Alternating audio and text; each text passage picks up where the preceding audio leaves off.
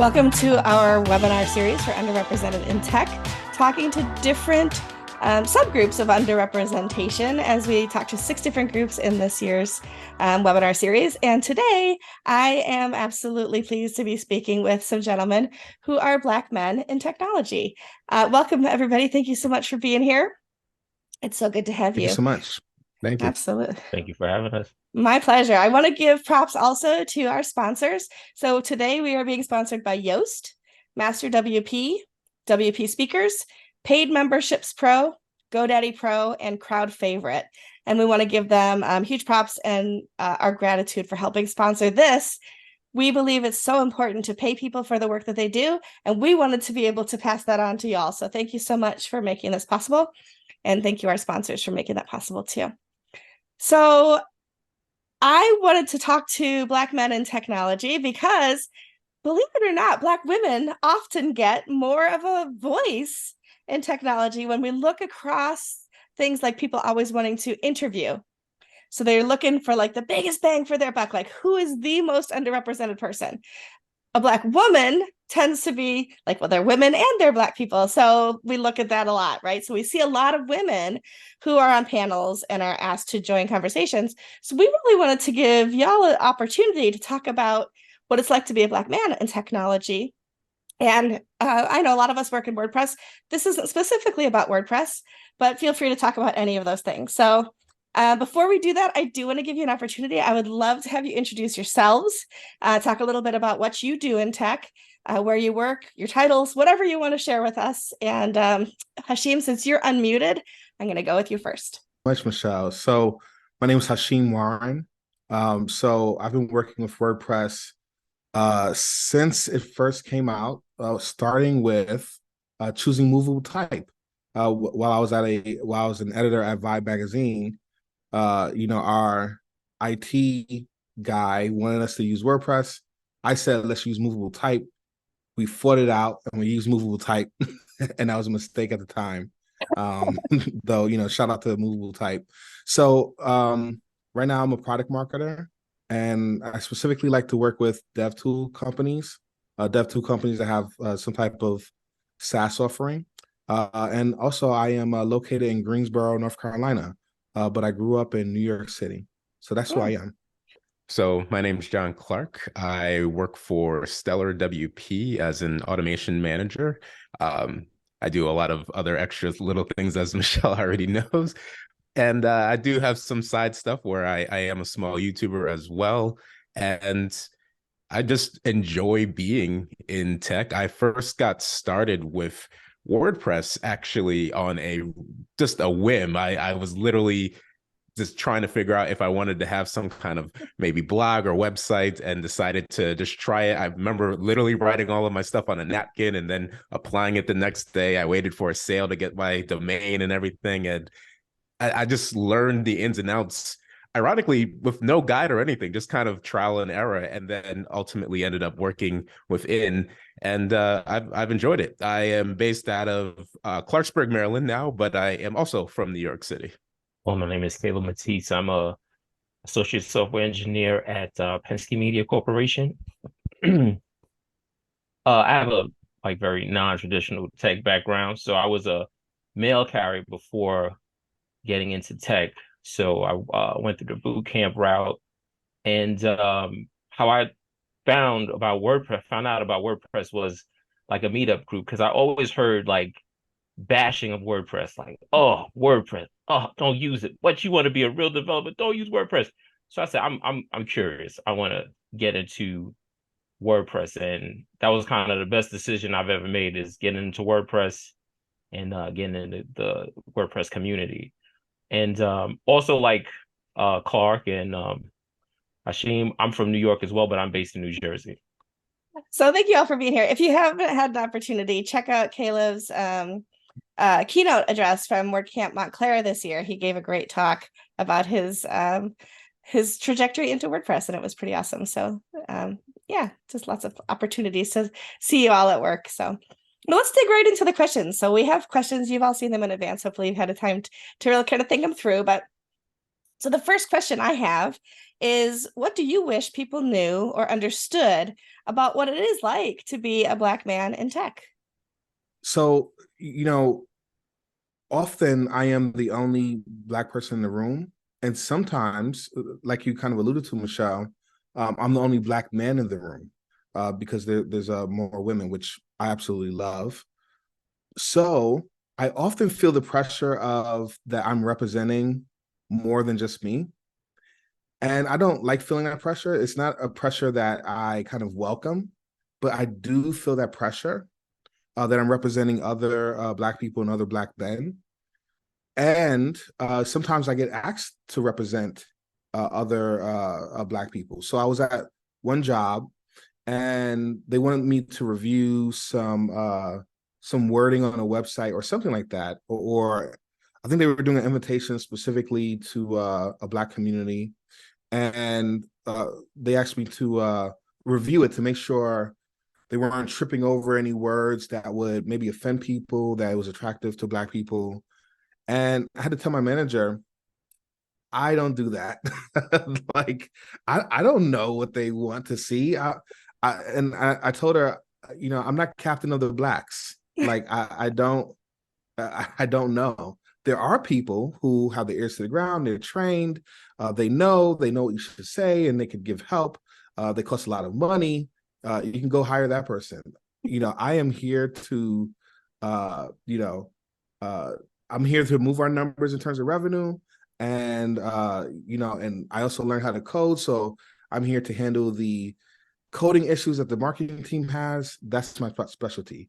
I do not know what other Black people want. And I don't, you shouldn't judge other Black people based on me. So the other thing that happens is I have the sinking feeling that if a Black man before me did something wrong, it seems to have an impression on me. And I have the fear that if I do something wrong, if I flub in some way, it's going to play in their minds to the next Black person coming along.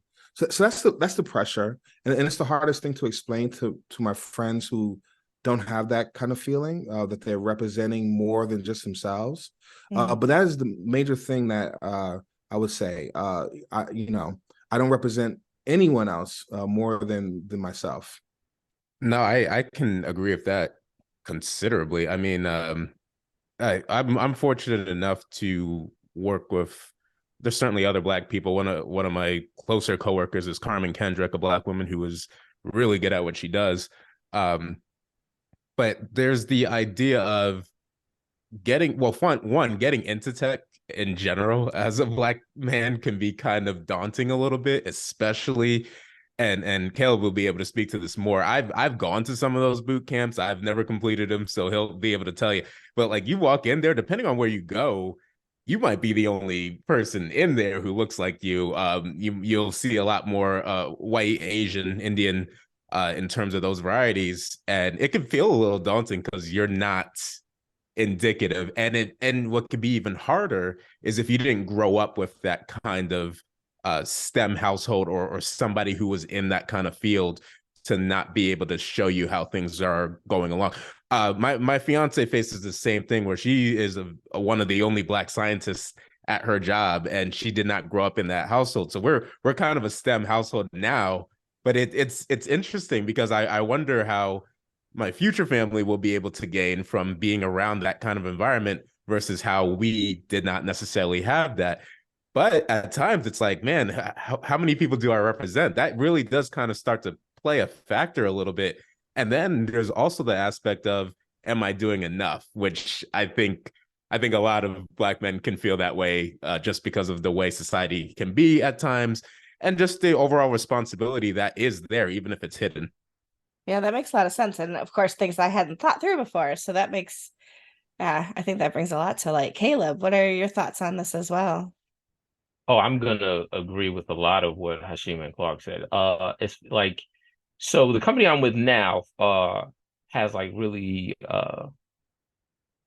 good representation of like better than what I've like seen, experienced, and the environment is very inclusive as well. But to Hashim and Clark's point, you do as a Black man, you do feel um like a level of responsibility that you're representing for all Black men. And then also Hashim mentioned earlier, when I first started getting into tech, I saw a lot of great and wonderful opportunities for like women, which is awesome, and Black women. I didn't see much tailored to young men, young Black men in particular. So that's one of the contrasts that I saw. And like on my team, I'm the only like Black man on my team, but the environment is really good on the team. But I definitely could relate to the feeling of needing to show improve to the point where it's like very psychological, to the point where it's like to the point you'll like overburden yourself with pressure to perform, and maybe not like ask for help as soon as you should have, because you're like, oh man, I'm like, oh, I don't want to come across like I should be doing this on myself. So that's some of the pressure. Some of it could, funny enough, some of that could push you to excel, to be great, but then also it could cause some anxiety, which is not good either. To have that weight on you is like the representation for all Black men is like it's a heavy one. But that's kind of how society we live in kind of is structured when you go into these corporate settings. So Yeah. but a silver lining I do see is that one thing I do as a Black man in tech is that if you are capable, if you are good, you will excel. You will excel. So there's a bit of a meritocracy in tech, which I do like. And that makes sense, so that at least your work can be recognized for what it is what I think I heard you say there. So that's good as far as success goes. What is the biggest challenge you think facing either you or Black men in technology in general right now? The biggest barrier, I guess it kind of piggybacks off of what was being said before. The biggest barrier I had is I had no examples, personal examples. And for a lot of people, that's going to be the biggest barrier for a lot of things. I mean, just in general, look at the United States. I'll speak to that. Just the advent of like nepotism, or people who were able to just get some kind of, I'm not going to say free ride because people work hard, but there are people who just will have access and doors opened just because their father or their mother was somebody, or their uncle or their grandfather, like, and that comes into play. And then you're sitting there like, man, I wish I could take that route, but I don't. And maybe if you're lucky enough, and I have been, I will absolutely claim that I've been lucky enough to know certain people who have been able to kind of, like, they didn't necessarily open the door, but they might have pulled me through a little bit, and things like that help. So the barrier of entry for me personally has been just not knowing, but I've also used that as a way to then try to know people who could help me out, and things like that. But I will say there is a different kind of barrier for YouTube, I think, and that plays a part. And Michelle, you've already heard this before, but it's the aspect of, and Hashim already said it, like representing. When you start to have a little bit of a platform, even if it doesn't even have to be major, but it could be a little bit, you'll get a lot of people within the Black community, Black men and women, and kids as well, where they almost want you to speak up for everybody, no matter what side you might fall on, no matter what it doesn't matter. It's like, hey, you should be speaking for this, and you should be on this side. And it doesn't even matter what you might be talking about. So I've also found that trying to, you hear this with athletes a lot too, where they get signed and all of a sudden they have to take care of everybody. It's just, they're trying to please everybody can also be a slight barrier when getting into something that you may not see a lot of faces in. Yeah, things I hadn't thought of before, for sure. Caleb, what other challenges or barriers have you faced, or do you think that Black men in general are facing today? Like more of a community, like helping a lot of other Black men navigate tech, because there's like, it's kind of like, it's like a wild west when you're out there.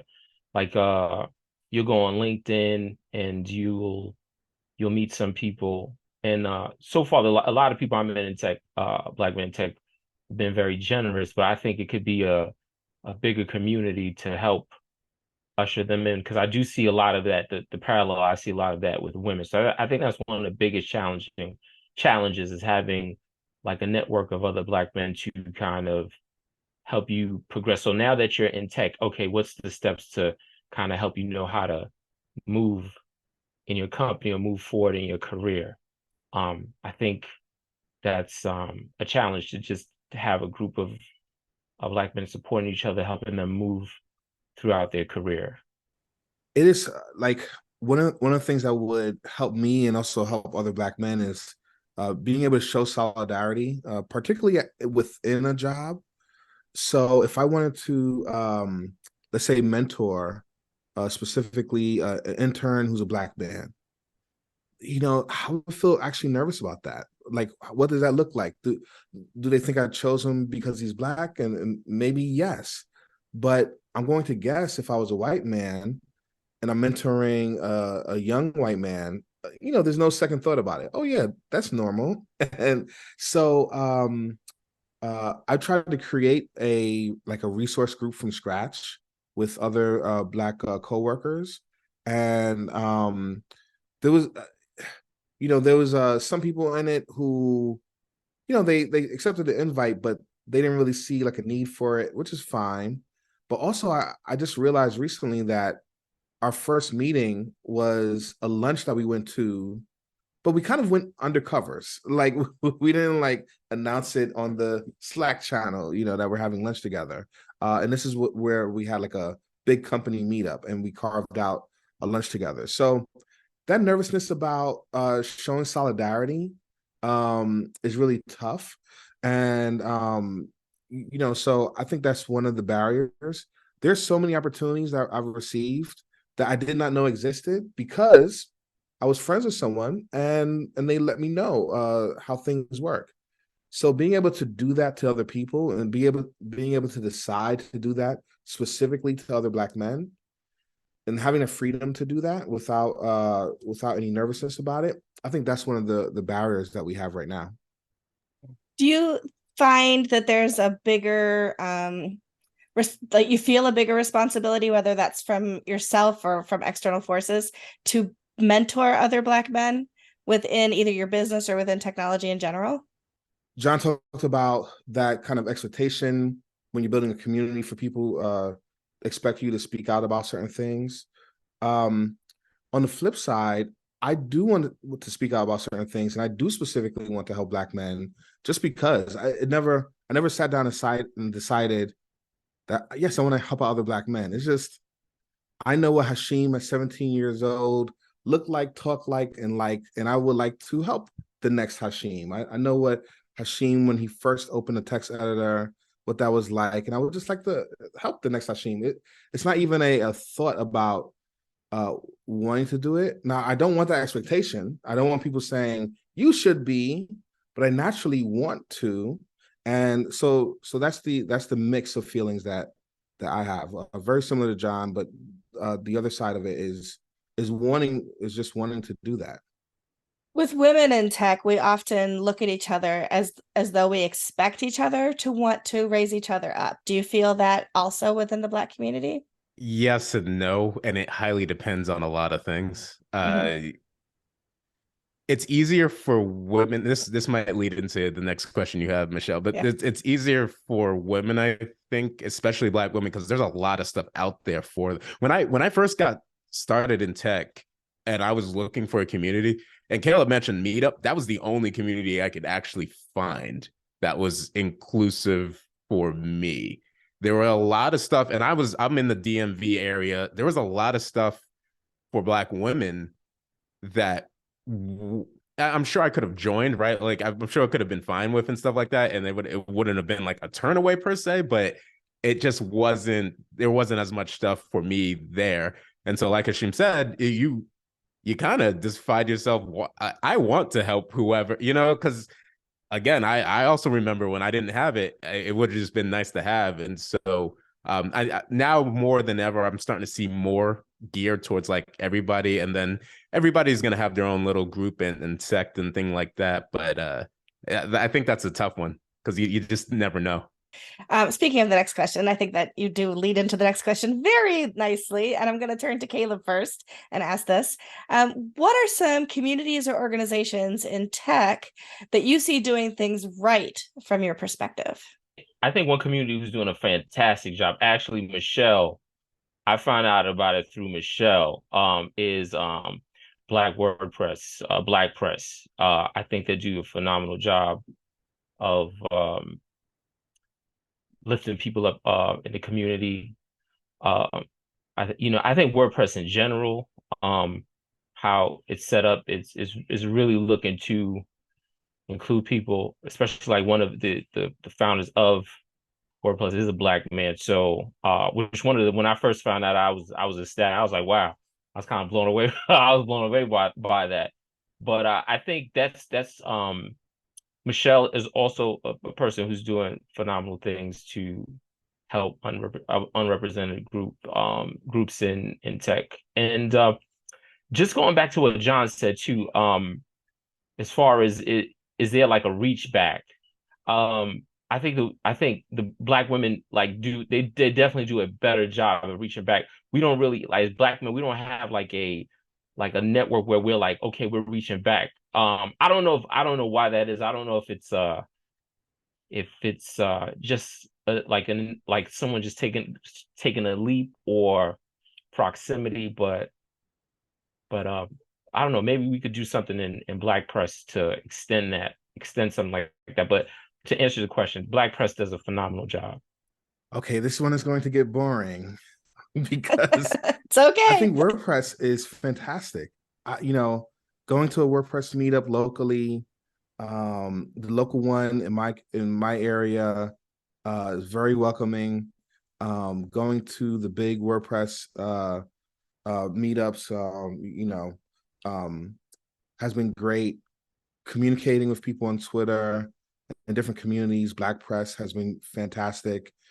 And I remember when I was renting out a shared office to write my coding projects because I wanted to break in, and I met this solo entrepreneur who works full-time developing with WordPress, maintaining people's sites, and Black man too, who was laughing at me because he said, "You're doing too much, dude. Like, you need to let me show you what I do." And it was fantastic for both of us to have this conversation there, and that was great. And we both felt very welcome in the WordPress community. So WordPress is one that I'm experimenting with is kind of the open source database communities like MySQL, Postgres. And one thing that's new there is that there are more SaaS database startups that are using MySQL, using Postgres. And so there's more ways to get involved all up and down the stack. So if you use something like Superbase or use something like Zada, or use something like Planiscale, you can build with that. But then you can also participate in the open source technology that they're based on, which is Postgres and SQL and MySQL. So I've been experimenting in that place. The fact that MySQL participating there, you also, kind of participating in WordPress too, in anyway there. It's just really interesting. So I'm experimenting with those communities, which also seem very merit-based. If you write something for them, if you contribute code to them, then it's just, you are a contributor. And so I'm really kind of experimenting there too. Well, underrepresented in tech, I think, which that's you, Michelle, and the people who contribute to that I think that's just fantastic for people who might feel lost. And feeling lost is a big thing that can happen when you're starting in tech. And so I stuff like that is a big deal. When you're learning, I think Free Code Camp and the community there has been very helpful. That's where I learned to do some of my early coding in terms of HTML, CSS, JavaScript and stuff like that. And then recently, BIT, Blacks in Technology, has been something that I've met some people who have basically been affiliated with them, and I've kind of started to get in there as well. So there's more that are popping up, and I hope that those continue to just get bigger and have more people join and just have an open conversation. Excellent. And we will put some links to some of these organizations on this page. So when somebody comes to watch this episode, they have access to these resources that you've all mentioned too. So thank you for that. What kind of change would you love to see, either long-term or maybe both long-term and right now? What do you think some changes would be that would make things, I don't want to say easier, but like just would make things better as a Black man in technology? Caleb, I'm going to start with you. Just since I gathered from what we always saying, I think one of the biggest things I would like to see is more like a community that like is focused on helping younger Black men in general who want to get into tech, where there's like a pipeline. Like my cousin, she does something like really cool. She does like STEM for dance, and it's for girls. So not that we do anything like that per se, but I mean, if that's cool, if that they want to do it, but just something that's geared toward younger Black men who want to get into tech and like helping them navigate. I think that'd be like a really good long-term thing to do, to kind of get that pipeline of young Black men getting into tech and then having that mentorship and then having also a community that's built around them. So I agree with that completely, actually. I almost feel like we have to, and Caleb and Hashim will probably know what I'm talking about here, but and Michelle, you've probably heard this too, of just that thought process of, depending on what community you're from, the only way out might be like to be an entertainer or an athlete. And if you're not one of those, then all of a sudden it's the like, all right, we'll see what you can get, but good luck. And there's always a pipeline for those two things. It's like, I wish we had a pipeline for, and even then, not everybody makes it into that, right? But I wish we had a more stable pipeline for tech and getting people. Tech is literally the future. Like, we're living in it, and it's only going to grow with advent tools like AI and all this other stuff coming out. So we're gonna need people to be able to handle those types of things. We're not around forever, so we got to help the next generation come up.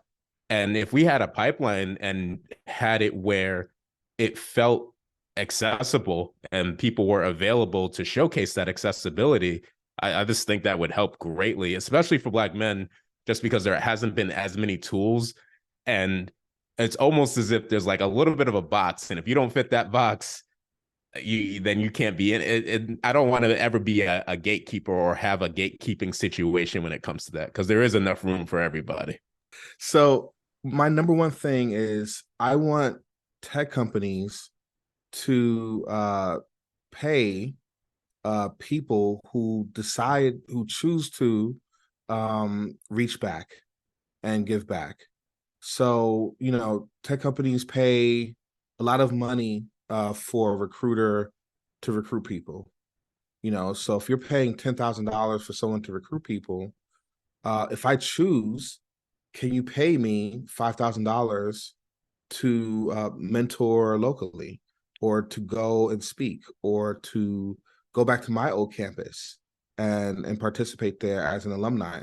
So I would love for tech companies not just to think about and try to do things that are more diverse and equitable, but I would love to see them focus on having an actual budget where they pay for other Black men who want to like reach back, give back, and kind of create that pipeline there. So that's we've done a few years of learning and talking, and I would love to see actual budgets go to the people who can actually do the work.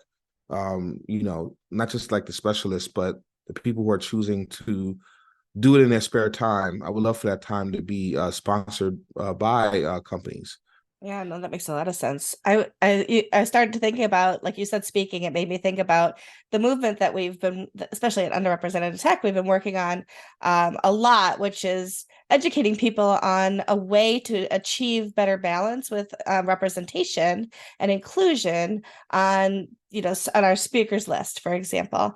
And I think we've really started to see some movement on that, which has made me really super happy because it's so frustrating when you feel like you're preaching at the choir, or not even preaching, you're preaching at a brick wall all the time, and that you're like, is anybody listening, right? Kind of thing.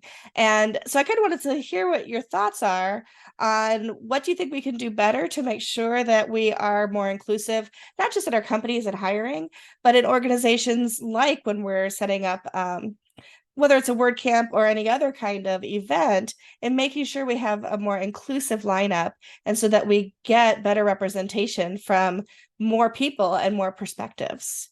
I think if we can figure out a way, and this is just this country in general, if we can figure out a way to not have so many people see diversity as evil, I think we could go to a good direction. Diversity doesn't mean evil. It doesn't mean Black people are taking. It doesn't mean that, oh my goodness, we don't want white people. Like, that doesn't mean that at all. Diversity is literally just, we're trying to make things a little bit more equal across the board. And I work with tons of white people. I have a lot of white friends, and it's a good way to get different ideas out that you may not have heard of otherwise. It's a good way to learn about other people that you may not have ever been in contact with otherwise. And if that can be seen as something that's very positive, because there's so many divides and everybody wants to have this side and that side, and there doesn't need to be that side. But in order for there not to be that side, we need to be able to have everybody come together, and that's what diversity should be in the first place. That would be the hope that can happen, and that we can get to that point.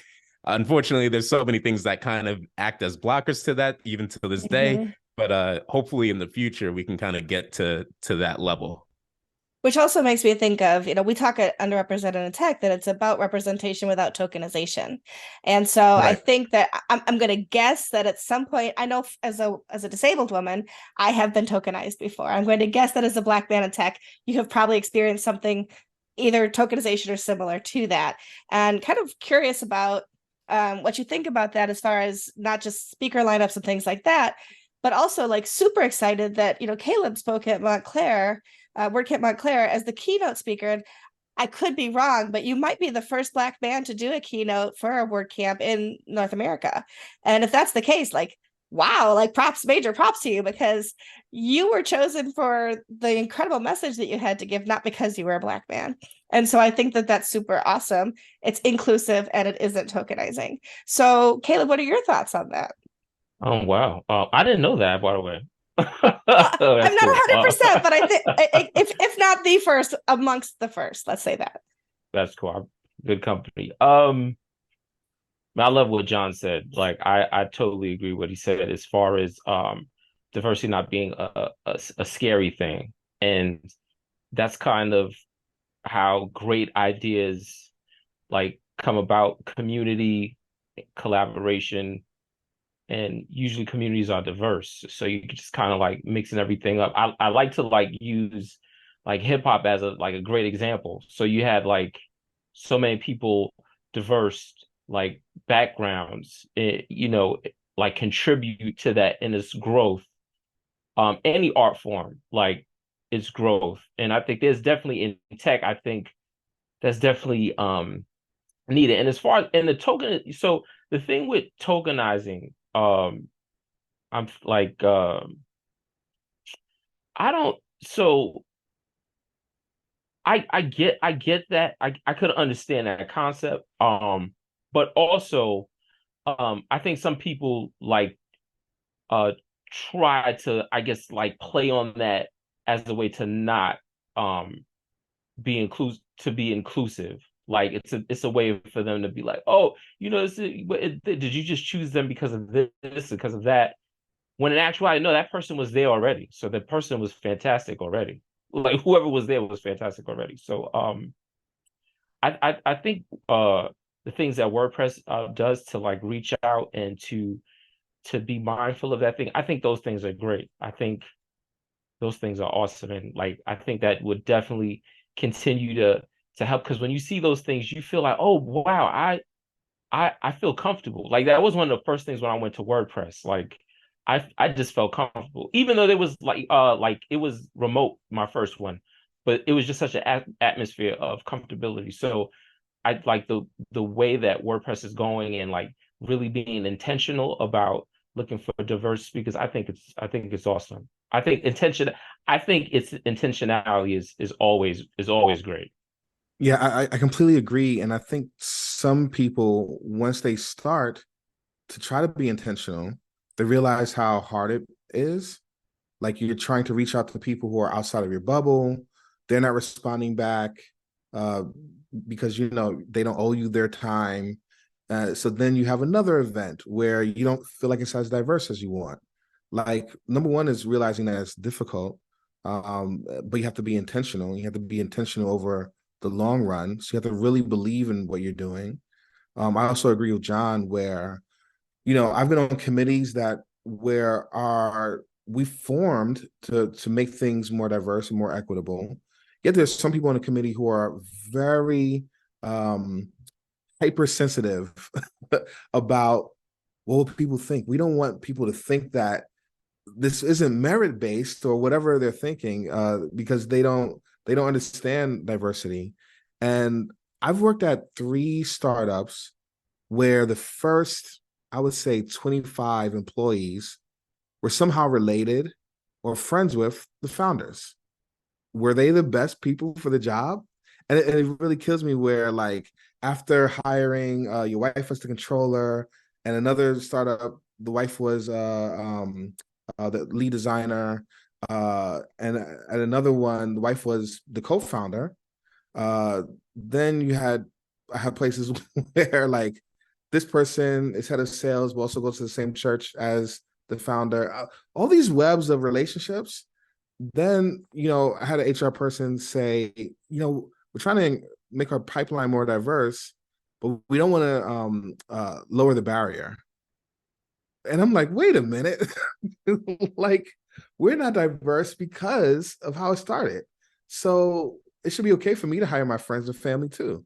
And let's put aside this merit myth, you know, that we're all playing to, and we're trying to catch up with diversity, but we started with hiring friends and family. So I think it's absolutely ridiculous. So I agree with Jon. You know, diversity is not a bad thing. Often companies are trying to correct the way they were founded, which is they hired friends and family. And then they find that it's hard and they want to give up. So I think, like Caleb said, you have to be intentional. So I'm just agreeing with these other Black men here, even though I said we're not a monolith. Here I am agreeing with everybody. So You have different experiences, but you also have shared experiences, and that is fair. Absolutely. Before we wrap up, I do want to ask you if there's things that I haven't talked about. If you have any final thoughts, anything that you think that we should, that we want people to know through this. So here's an opportunity to just kind of say your piece on anything. So who wants to go first? I want to add one other community that I felt welcomed into, but this is very new. So I've decided to get more into AWS and cloud services, and I got my first cert just maybe 2 months ago.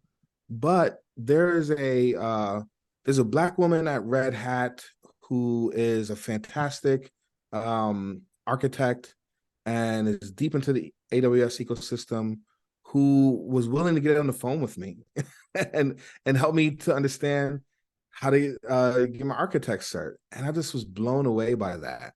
So I find that the AWS community or the cloud community in general is very global. So it's diverse in that way. And I'm just having fun learning. And a lot of the teachers in it are of these certs are diverse and come from different backgrounds.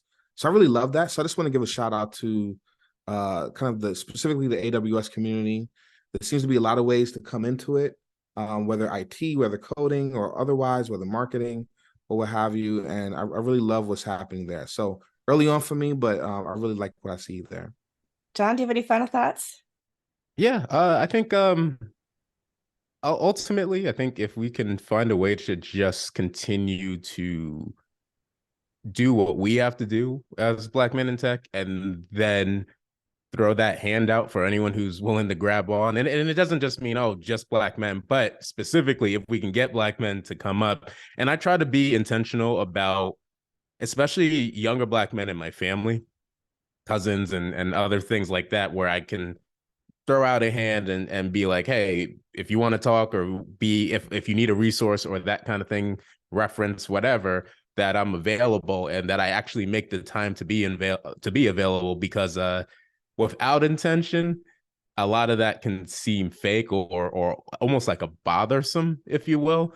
And I don't ever want to give off that kind of aura when help can, maybe you might desperately need help. I don't want to then seem like the person who doesn't want to help. So being intentional with helping out and trying to find and figure out, even if it is like Hashim's, if it means we have to go through Black Press or something along those lines, to just kind of create some kind of pipeline system, or to just allow people to have a level of comfort in attempting to do something, because sometimes that could be where things really get hard. I want to be a part of that. So hopefully we're able to continue doing that, and we'll see what happens in the future. I would want to ask one last question. I didn't prep you for this. I apologize. It popped in my head just now. But what is a piece of advice that you would offer to a young Black man who's thinking about joining the tech industry? If there's just one piece of advice that you could offer, Hashim. I would say look on your favorite social network for other people who are on a learning path, and you can use the hashtag 100 Days of Code to do that, and connect with them, hold on to them, and come up together. And I did that, and we created another hashtag called Code Cohort that was on Twitter. And now I jokingly say it's Career Cohort, because now they're all in different companies. But I needed that group to be on the same wavelength with me, to be a novice just like me, to ask the same silly questions as me. I love the mentorship that I received from people who were ahead of me, but it was really nerve-wracking and anxiety feeling to look dumb in front of them. But having other people, it was just 5 other people who were on their learning journey with me, was fantastic. So that's the advice I would give. Find some other people online or off who are going through that learning journey, and hold on to them, and come up together. Okay, one I would tell them to go through WordPress. I think WordPress is a great place to start, because you can get like one, the environment is inclusive. You can get hands-on experience building tech early and see like the results. And WordPress is great because you could you could start with just design, and if you want to get deeper, you can get deeper. I think that's good. I guess my advice would be failing doesn't mean you stop. You're Sometimes you come in and it's like you want to be able to go 0 to 100 right at the start. Like if I just do this, I can consume this information, I'll be good. And tech does not work that way, as everybody knows. And there's a lot of times where you can experience a level of burnout, a level of anxiety, a level of like, I just can't do this. And sometimes if that happens, maybe you step away for a little bit, but it doesn't mean you should stop. I think that's going back to some of the earlier questions, that also can be a barrier of entry, just that burnout of like so much information at once. Where do I get started? What discipline do I go? If it means you have to try something else, go ahead. If it means you need to like take a break from this and maybe just work on that, go ahead. If you need to find somebody who you need more questions from, then do that. But just as long as you don't stop, if you set out to do it, be intentional about it, and go for it. Don't let that anxiety of how much there is make you go astray. I love it. I appreciate the 3 of you so much. for sharing from your hearts today, with the understanding that you don't represent all Black men. Thank you, Hashim, for that. I love that. It was a great way to start. Hashim Warren, thank you so much for being here. Jon Clark, Caleb, Matteis, thank you so much for being here today. We have all of your contact information. We'll be putting some, whatever you're comfortable sharing, we'll have up on the site in case people want to ask you further questions, where they can get in touch with you through social media. Thank you so much for your time today and truly appreciate you.